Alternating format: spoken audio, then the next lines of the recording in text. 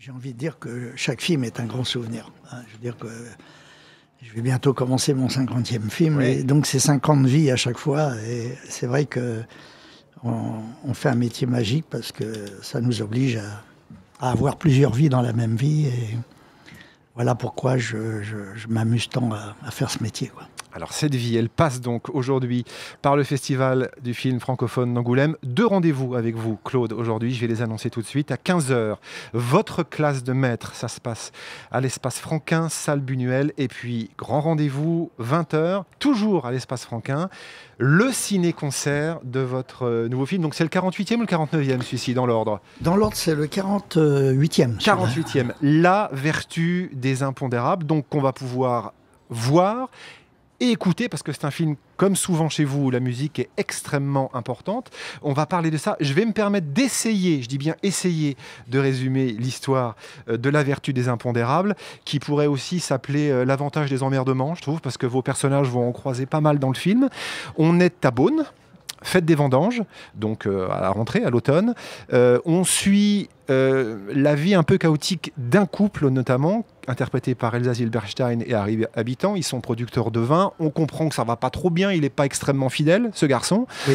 En parallèle, on suit un autre couple qui n'en est pas vraiment un au terme amoureux du terme, qui est Marianne Denicourt, qui est écrivain, qui se fait voler sa voiture avec son manuscrit et qui va rencontrer un sommelier de l'Élysée, joué par Stéphane de Groot. Et comme toujours chez vous, les destins individuels vont former une route commune à la fin, sauf qu'il y a un événement extrêmement dramatique pendant cette fête des vendanges. C'est que la voiture d'Harry Habitant explose. Il disparaît dans ce qui est alors soit un attentat, soit on ne sait pas vraiment. Et on va suivre tout ça comme un thriller. C'est-à-dire qu'il y a à la fois pratiquement une comédie musicale par moment, pratiquement un thriller, pratiquement aussi une histoire d'amour. Et cette histoire-là, elle part d'un impondérable qui vous est vraiment arrivé, d'un vrai emmerdement. C'est qu'on vous a piqué un scénario. Donc ça part aussi de ce qui vous est arrivé à vous, Ça Claude. Ça part de là. Un matin, enfin un jour, je me suis fait voler ma vie, parce que j'avais 2 sacs. Un sac avec le dernier scénario que je venais de terminer, qui s'appelait Oui et Non, que je devais tourner, et puis j'avais un sac que j'avais emmené avec moi à la montagne pour travailler, où j'avais toutes les notes que j'avais prises depuis, toutes les observations, tous les dialogues que j'avais entendus. Enfin, je note absolument tout. Donc tout, depuis des décennies. Voilà, depuis 50 ans. Et d'un seul coup, je descends de ma voiture, je sors ces 2 sacs, je fais le tour de la voiture, et les 2 sacs avaient disparu, et on les a jamais retrouvés. Donc j'ai vécu un petit drame personnel. J'ai eu le sentiment qu'on m'avait volé ma vie. Donc je me suis dit, qu'est-ce que je fais voilà. Et donc je suis parti de ce vol, qui a été un choc important, et que je fais jouer par Marianne Denicourt dans le film. Et vous savez, alors, donc ce film est un film expérimental. Oui, il faut dire qu'il est tourné entièrement. Entièrement. Avec un iPhone, donc avec un smartphone, pour ne pas citer de marque. Voilà, alors, pour faire simple, j'ai créé à Beaune des ateliers de cinéma. C'est mon institut Pasteur à moi. Votre laboratoire. Ouais, c'est mon petit laboratoire où on essaye d'étudier les possibilités du cinéma d'aujourd'hui et surtout les possibilités du cinéma de demain, parce que c'est un art de technologie et ça n'en finit pas d'inventer des petites machines incroyables pour filmer le quotidien, la vie. Aujourd'hui, on est tous devenus des paparazzi. Tous, il y a des millions de gens qui se servent de leur smartphone pour filmer les grands événements. Les grands reporters aujourd'hui, c'est le public. C'est le public qui est dans la rue et qui se trouve là où il faudrait se trouver au moment où. Voilà.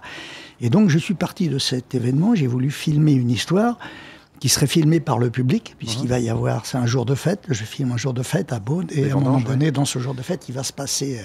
un drame. Et qui filme ce drame? Ce sont les portables. Ce sont les gens qui sont là. Voilà. Donc, avec mes apprentis à Beaune, puisque je sélectionne chaque année 13 élèves qui me semblent un peu plus doués que les autres pour faire ce métier, et je leur permets de rencontrer des grands professionnels. Donc ce film a été fait avec tous mes copains techniciens et acteurs qui m'aiment bien et qui étaient libres pendant ces 15 jours où on a fait ce film. Et puis 15 jours de... On a fait le film en 13 jours, oui. Ouais. Et donc, je m'amuse à voir toutes les possibilités du cinéma. Ce soir, ce qui me plaît à Beaune, c'est que le film n'est pas tout à fait fini. Donc, je vais me servir du public pour... Angoulême, ce soir. Ouais, voilà. à Angoulême. Et ce soir, donc, on va présenter le film et je vais me servir des 500 personnes qui vont être dans la salle pour faire les ajustements, finir le film et le proposer au public. Mais au départ, ce film devait simplement être un exercice pour mes ateliers, pour mes élèves, pour moi personnellement, voir si tout ce qu'on pouvait faire avec cette petite machine, avec ce portable, qui est une vraie révolution. Ça remplace pas les caméras existantes, mais c'est un plus énorme. Et pour les plans séquences, c'est une merveille. C'est une merveille, et c'est vrai que le plan séquence reste quand même l'aristocratie de ce métier. Je veux dire que d'un seul coup, on compresse plus les choses. Si demain matin, je raconte la vie d'un mec de 60 ans, je la compresse en 1h30. Le plan séquence, lui, c'est pas une compression. C'est à un moment donné, on dit, tiens, dans la vie de ce mec, il y a 3 minutes qu'il faut absolument montrer. Et donc, grâce à cette petite machine, grâce au smartphone, on peut faire des plans séquences comme jamais je n'en avais fait. Enfin, je crois que vous avez vu un peu le film. Oui. Hein, et vous avez vu, par exemple, le plan du chien. Oui. Un des autres acteurs importants du film. Voilà, on n'aurait jamais pu faire ce film, ce plan, en tous les cas, si j'avais pas eu cette petite machine qui est aussi légère. Mais justement, Claude, là, vous avez non pas découvert, mais utilisé cette nouvelle manière de faire du cinéma en 2018-2019 pour le tournage. Si vous aviez eu cet outil-là, à l'époque, je sais pas, d'Un homme et une femme, des uns et des autres, et de tellement d'autres films, est-ce que vous pensez aujourd'hui, là, avec le recul, que ces films auraient été différents? Est-ce que vous les auriez faits différemment? Probablement. Probablement parce que je me suis, pendant 60 ans, emmerdé avec une technique très lourde. Bon, ces petites caméras, j'en ai rêvé. Je pensais même pas qu'elles existeraient de mon vivant. Et donc, je voudrais pas passer à côté de ça. Bon, j'ai un certain âge, et c'est vrai que je serais ravi que ce soit les mômes qui se jettent là-dessus. Mais eux, les mômes, ils rêvent de grosses caméras, de fauteuils avec leur nom dans le dos, des gros projecteurs, pour avoir l'air de cinéaste. Il faut avoir fait un nombre incroyable de films comme moi pour être tenté et fasciné par cette nouvelle technologie. Moi, la caméra, ces nouvelles caméras vont me permettre d'être encore plus près des acteurs, libérer le scénario, libérer les mouvements, libérer la vie. Et c'est la première fois que ces petites caméras voient comme l'œil humain. L'œil humain, c'est la plus belle caméra du monde. Je veux dire que nous sommes tous des cinéastes. On est cinéastes. On sort du ventre de notre mère avec des caméras. Nos yeux, c'est la plus belle caméra du monde. Notre mémoire, c'est la plus belle machine à monter. Voilà. Et donc, d'un seul coup, cette petite caméra, ce portable, est très proche de l'œil humain. C'est la première fois qu'une caméra filme comme l'œil humain. Les objectifs de caméra sont des téléobjectifs, sont des grandes focales, des courtes focales qui modifient la vision humaine. Or, l'objectif qui est sur le portable, l'objectif de base, c'est un 28 mm. Et ce 28 mm, c'est lui qui est le plus proche de l'œil humain. Donc c'est la première fois que je filme comme si d'un seul coup, le spectateur devenait acteur. C'est-à-dire que d'un seul coup, il y a une subjectivité que je n'avais pas jusqu'à maintenant. Donc, ce sont toutes ces aventures cinématographiques qui me passionnent, qui m'intéressent et qui fait que, voilà, bon, je fais ce métier. Voilà, donc c'est vrai que je sais aujourd'hui que cette petite caméra va changer l'histoire du cinéma. Mais je vais aller au bout de votre raisonnement, Claude. Ces petits outils, ces téléphones, ont changé aussi notre façon de voir le cinéma. Vous savez qu'aujourd'hui, on croise des gens dans les transports en commun, dans la rue, qui regardent des vidéos, mais qui regardent des films, des séries aussi. Extraordinaire. Oui, mais sauf que vous êtes aussi un grand défenseur de ce qu'on appelle la salle, c'est-à-dire voir un film dans une salle de cinéma, sur un grand écran, avec du public. Comment vous regardez ce paradoxe? C'en est un ou pas? Mais c'est pas un paradoxe, parce que, puisque vous avez vu le film est en cinémascope. Donc j'ai tourné, j'ai pas été réducteur. Ouais. J'ai tout de suite choisi l'écran le plus large. Si c'était une réduction, ça serait pas intéressant. Le film a été tourné avec un portable, entièrement avec un portable, et en cinémascope. En cinémascope, c'est-à-dire dans le format le plus large. Moi, je défends la salle. J'ai pas envie du tout d'aller mourir chez Netflix avec ce petit machin-là. J'ai envie de défendre la salle, le grand spectacle de cinéma qui est sur grand écran. Et cette petite machine permet d'agrandir l'image d'une façon absolument incroyable. Alors évidemment, cette petite machine a une marge d'erreur qui est plus restreinte que les autres caméras qui ont plus de définition. Et donc, il ne faut pas se tromper à la prise de vue. Il faut être très, très performant à la prise de vue. Il ne faut pas se gourer. Si on ne se gourre pas à la prise de vue, on a une image formidable. La musique au cœur donc de La Vertu des Impondérables, le nouveau film de Claude Lelouch que vous découvrirez ce soir en ciné-concert à 20h à l'Espace Franquin, ici au Festival du film francophone d'Angoulême. Ciné-concert, donc si je comprends à peu près tous les mots, Claude, ça veut dire cinéma d'un côté et musique et concert. Ça veut dire que dans la salle, on va retrouver ce groupe, cet orchestre, qui est aussi une des vedettes, un des personnages principaux de ce film. ce sont les Franglaises. Les Franglaises. C'est un groupe absolument incroyable qui véhicule une bonne humeur qui correspond tout à fond à ma façon de voir les choses. Ils sont positifs. Il y a un côté récréation chez eux qui est très très important, qui m'a séduit. Et c'est vrai qu'on peut pas, il n'y a pas un enfant qu'on peut amener à l'école s'il n'y a pas la cour de récré. Et je pense qu'on peut pas faire aujourd'hui un livre, un film sans passer par la cour de récré. Il faut d'abord qu'un film soit une cour de récréation avant de rentrer dans les salles de classe et de délivrer des messages, si on a des messages à délivrer. Et donc ce groupe est au cœur même du film parce que je raconte aussi leur histoire. C'est l'histoire d'un groupe qui marche pas, c'est un groupe qui est sur le point de se briser, etc. Et La Vertu des Impondérables va en faire des stars. Enfin, le drame va des stars mondiales. Et... Voilà. Et donc ce groupe va ce soir être en partie dans la salle. Et à la fin du film, ils vont monter sur scène pour faire en direct ce qu'ils ont fait dans le film. Donc la chanson qui s'appelle La Vertu des Impondérables est une chanson prémonitoire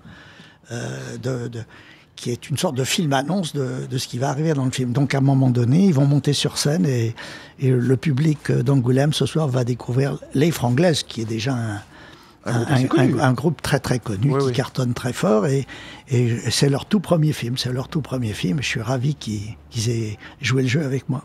La musique, Claude, c'est un élément essentiel de tous vos films depuis évidemment le début.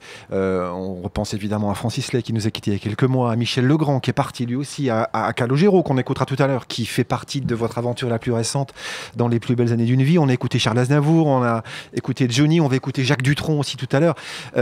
Comment ça marche sur vos plateaux? Vous savez, il y a des cinéastes, je sais que Tarantino fait ça, qui jouent la musique sur le plateau. Tout à fait. Alors d'abord, j'enregistre la musique de mes films avant le film, toujours. J'engage la musique comme un acteur principal. Je déteste faire la musique après parce qu'on bouche les trous. Alors que là, elle joue un rôle important, elle est capitale. Mais ça veut dire que vos compositeurs, les musiciens avec qui vous travaillez, ils ont le scénario, vous leur donnez les thèmes du film? Comment ça marche? C'est la première personne à qui je racontais mes films, c'était Francis Lay ou Michel Legrand. C'est à eux que je raconte en premier mon film. Et je lui dis, maintenant, tu vas me raconter la même histoire avec des notes de musique. Parce que la musique, c'est ce qui parle à notre part d'irrationnel. C'est le langage du grand patron, de Dieu. Voilà, je pense la langue universelle, c'est la musique. Je veux dire que quand on écoute une musique, on ne peut pas la démystifier. C'est complètement irrationnel. La musique parle à notre cœur, alors que le scénario parle à notre matière grise, à notre intelligence, à notre réflexion, à notre culture.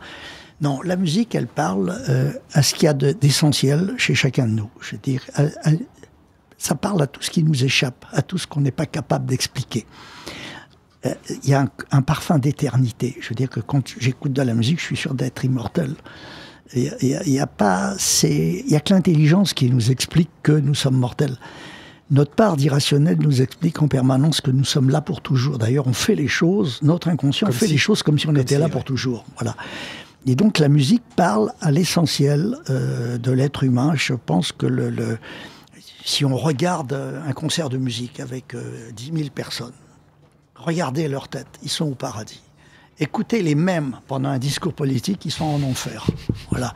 Donc ça montre bien la force de la musique. La musique touche ce qu'il y a de positif chez chacun de nous, va chercher le meilleur de chacun d'entre nous. C'est pour ça que la musique est mon médicament principal. Dès que j'ai un petit coup de barre, dès que j'ai un coup de blues, c'est le cas de le dire, j'écoute de la musique avant de prendre des médicaments plus costauds. Et donc cette musique composée par vos musiciens, vos compositeurs en amont, est utilisée pendant le tournage? Tout le temps. Et pendant Un homme et une femme, je faisais écouter la musique à Jean-Louis et Anouk. Ils marchaient sur la musique d'un homme et une femme.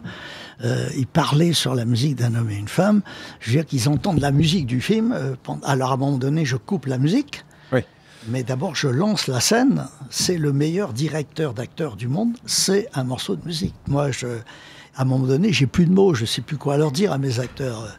Et à un moment donné, quand je suis à bout d'arguments, je lance la musique. Et des fois, je lance même des musiques d'autres films où je vais chercher dans des catalogues absolument incroyables du jazz ou du classique pour réveiller des émotions. Il m'est souvent arrivé sur des films de faire écouter. Regarde les grands sportifs, les joueurs. Quand Usain Bolt va courir le 100 mètres, il a un casque sur les oreilles 5 minutes avant la course. Oui. Et qu'est-ce qu'il écoute? Il écoute de la musique. Il écoute de la musique, c'est ça qui va d'un seul coup lui donner l'énergie de courir en moins de 10 secondes le 100 mètres. Voilà. Donc la musique est quelque chose d'essentiel, de fondamental. C'est pour ça qu'elle a tant de succès, c'est pour ça que la radio restera toujours un élément extraordinaire en voiture. Moi, quand j'écoute un bon morceau, j'oublie les radars, voilà, donc je me synchronise à la musique et c'est vrai que et puis je sais pas, enfin voilà, donc elle fait partie de la vie des gens et elle fait partie de mes films. Je conçois pas un film sans musique parce que c'est comme si je m'intéressais pas au cœur, à l'essentiel des choses. On a deux éléments importants: notre cerveau, qui est très rationnel, qui a le sens des affaires, qui est très pragmatique, qui envisage de faire la fin du mois, et puis on a notre cœur, qui lui accélère et ralentit selon le positif ou le négatif. Il est que dans le positif et dans le négatif. Et ce qui le stimule au maximum, c'est la musique.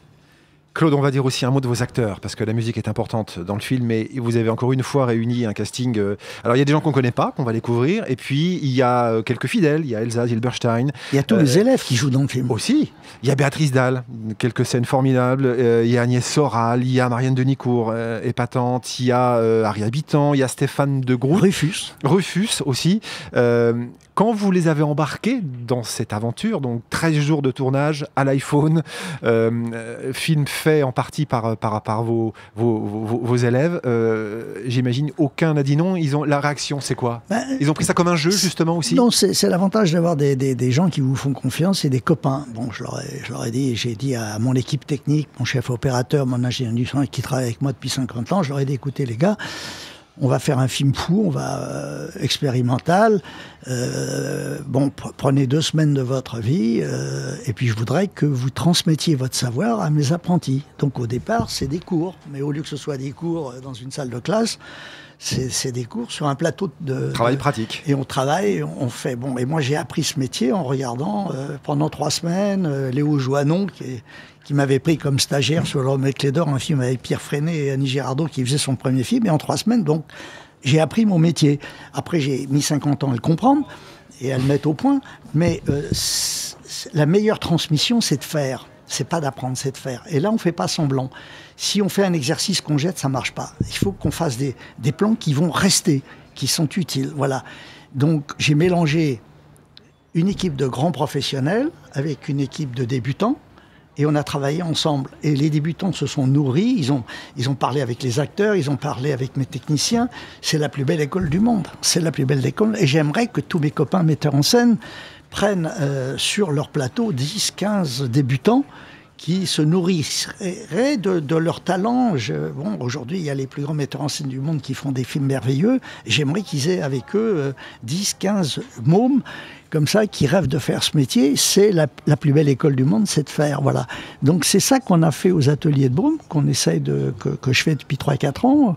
On a 2 promotions et je suis très fier parce que 2 promotions, ça veut dire 26 personnes. Ils ont tous du boulot. Ah ouais. Ils ont tous trouvé du boulot. Et on se les arrache aujourd'hui. Voilà.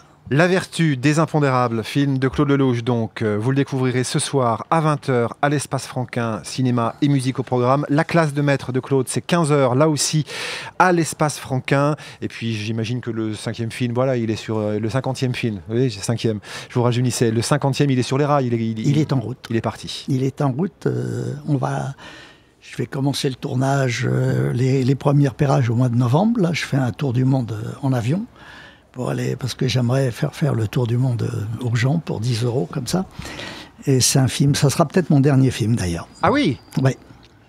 Parce que vous savez, ça vous amuse pourtant, vous êtes un gamin, Claude. Oui, mais il faut savoir à un moment donné aller au bout des choses. Voilà. Et alors ce film va me prendre beaucoup de temps, beaucoup de temps. Je vais réunir, je pense, un casting fabuleux. Une histoire incroyable et je vais essayer de faire un film sur les 2-3 choses dont je suis à peu près sûr après 80 ans d'existence. Voilà.